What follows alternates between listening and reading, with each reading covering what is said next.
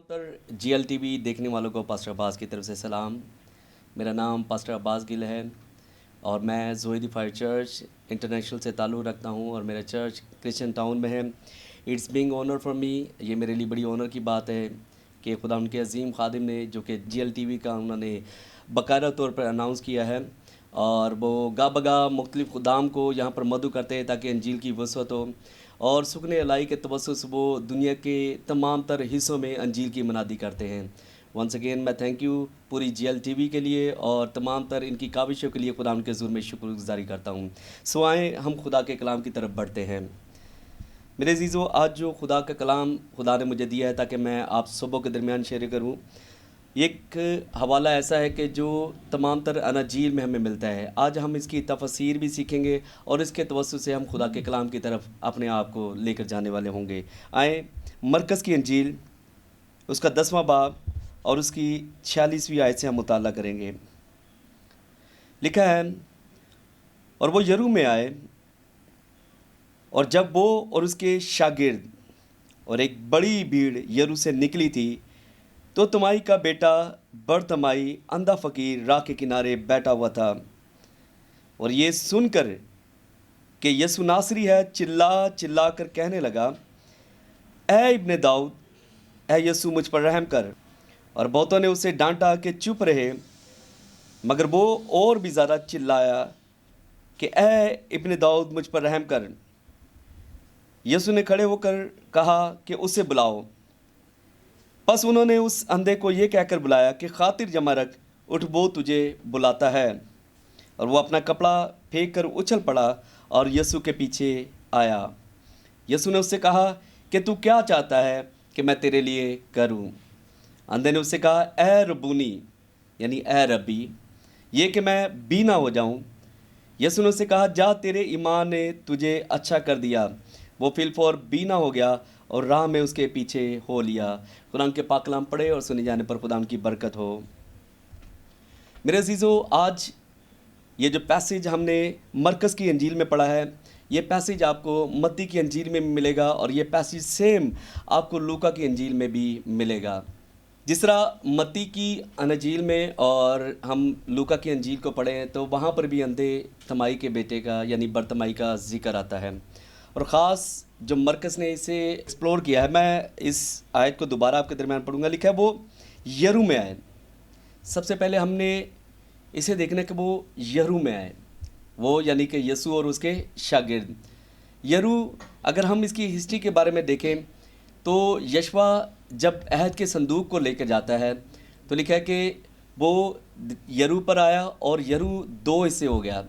और फिर हम देखते हैं कि ये शहर जो है, जिसका अगर हम इसका करैक्टर देखें तो यहाँ पर एक राहब फाशा का जिक्र पाया जाता है।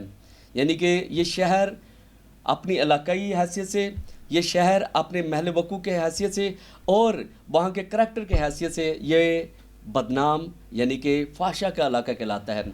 और इस तमाई के बेटे बरतमाई का वहाँ पर बैठना इस बात का अंदिया है कि वहाँ पर बहुत सारे लोग अमीर और बहुत सारे लोग जो है वो जो बदी की तरफ बढ़ते हैं, जिनके पास बहुत ज़्यादा पैसा है और वो उस यानी कि उस शहर बदी के शहर में जाते हैं। और इसके वहाँ पर बैठने का मकसद भी यही था कि ताकि कोई आए तो वो इसे अंधा देखते हुए, नाबीना देखते हुए इसे कुछ ना कुछ दे। और हम देखते हैं कि ये यरू के किनारे बैठा हुआ है और जब इसने सुना कि यीशु मसीह और उसके शागिर्द यहाँ से गुज़र रहे तो लिखा है कि वो चिल्लाना शुरू किया, क्योंकि यीशु के पीछे एक बड़ी भीड़ थी। अगर मैं इस भीड़ का जिक्र करूं तो लिखा है कि 5 रोटी और 2 मछलियों के लिए अगर हम पढ़े तो वहाँ पर लिखा है करीबन 5000 मर्दों का शुमार था। और 5000 मर्द और औरत और बच्चों का शुमार अक्सर आपने देखा है कि बहुत ज़्यादा है। तो अगर मैं कमो पेश इस बात का जिक्र करूं तो तकरीबन कोई 10-11 हज़ार के करीब वहाँ पर लोग जो है वो यीशु के पीछे थे। और इवन के अगर हम देखें कि यहाँ पर अगर हम 2000-3000 लोगों का एक इज्तिमा लगाएं, जिसे हम छोटी सी कॉन्फ्रेंस और अगर सेमिनार भी कहें, तो वहाँ पर मुश्किल होता है कि हम अपनी आवाज़ की रसाई जो है आखिरी जो बैठे हुए वहाँ तक पहुँचा सके। हमें बहुत ज़्यादा जो है वो साउंड सिस्टम की ज़रूरत होती है ताकि हमारी आवाज़ वहाँ तक पहुँचे।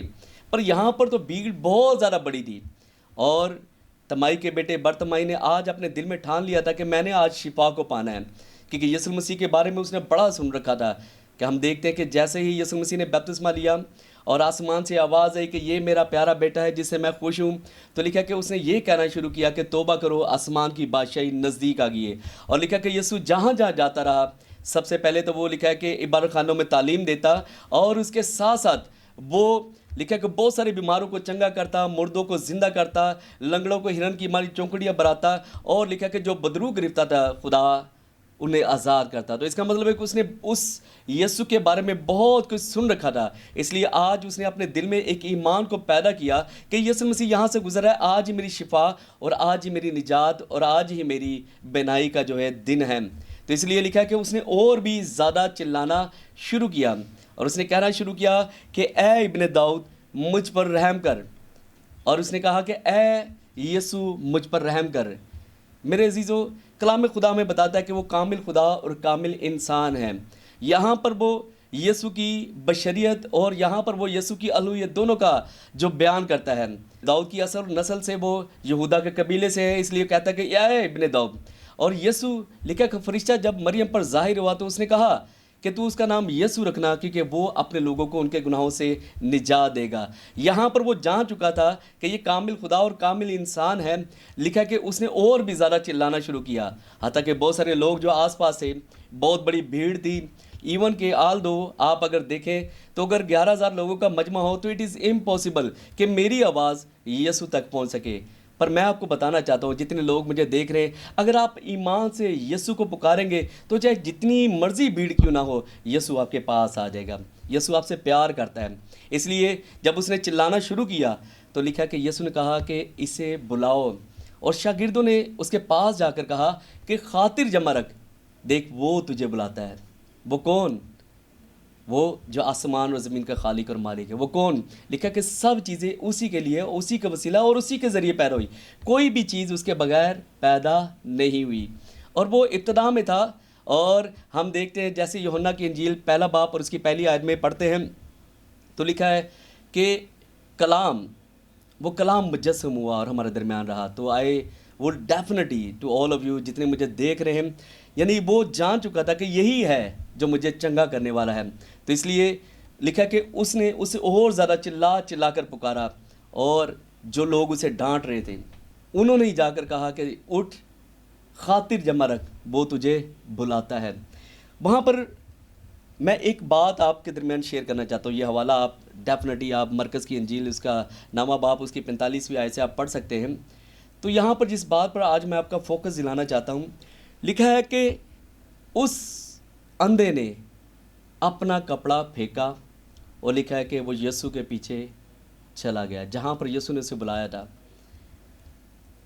یہ کپڑا وہ کپڑا تھا جو اس کا کاروبار ہے، یعنی وہ جگہ، اگر میں آج کہوں کہ اگر مجھے کوئی کہے کہ جہاں پر تو نے اپنی بود و باش کرنی ہے، ذرائع معاش کو کمانا ہے، اپنی چیزوں کو حاصل کرنا ہے، تو اس کا مطلب ہے کہ وہ میری جگہ ہے جہاں پر میں نے اپنی ذرائع کو، اپنے ریسورسز کو حاصل کرنا ہے۔ تو میرے عزیزو، سب سے پہلے لکھا کہ اس نے اپنا کپڑا پھینکا، یعنی وہ ریسورس پھینک کے لکھا کہ وہ یسوع کے پیچھے ہو لیا، کیونکہ وہ جانتا تھا کہ جس کے پاس میں جانے والا ہوں وہ مجھے چنگا کرنے کی قدرت رکھتا ہے، وہ مجھے بینائی دینے کی قدرت رکھتا ہے، اور وہ میری ساری مصیبتوں پریشانیوں سے مجھے رہائی دینے کی قدرت رکھتا ہے، چاہے مایوسی کیسی بھی کیوں نہ ہو۔ وہ ہماری زندگی کی ساری مایوسیوں کو، وہی حل مشکلات ہے، وہ ہماری زندگی سے دور کرنے کی قدرت رکھتا ہے۔ اس لیے وہ جب اس نے بلایا تو اس نے اپنا کپڑا پھینکا، تو لکھا کہ وہ یسوع کے پاس آیا، اور یسوع نے اسے کہا کہ میں تیرے لیے کیا کروں؟ اس نے کہا کہ اے ربونی، یعنی ربی، استاد، یعنی اے استاد، میں چاہتا ہوں کہ میں بینا ہو جاؤں۔ اور یسوع نے کہا کہ جا، تیرے ایمان نے تجھے اچھا کیا۔ لکھا وہ فل فور بینا ہو گیا اور راہ میں اس کے پیچھے ہو لیا۔ آج جس بات پر کنسنٹریٹ کروانا چاہتا ہوں، وہ سب سے پہلے یہ ہے کہ یرو جو بدی کا شہر ہے، جتنے لوگ مجھے دیکھ رہے ہیں، جتنے لوگ مجھے ویوز کر رہے ہیں، بہت ساری زندگیوں میں کہیں نہ کہیں طور پر کسی نہ کسی ان کی زندگی میں پریشانیاں، مصیبتیں، گناہ رہتا ہے۔ اور جب ہم یرو کے کنارے رہتے ہیں یا یرو شہر میں رہتے ہیں، ایک اور ہمارا حوالہ ہم پڑھتے ہیں تو وہاں پر لکھا ہے کہ ایک شخص یروشلم کو چھوڑ کر یرو کی طرف جا رہا تھا، لکھا وہ ڈاکوؤں میں گر گیا۔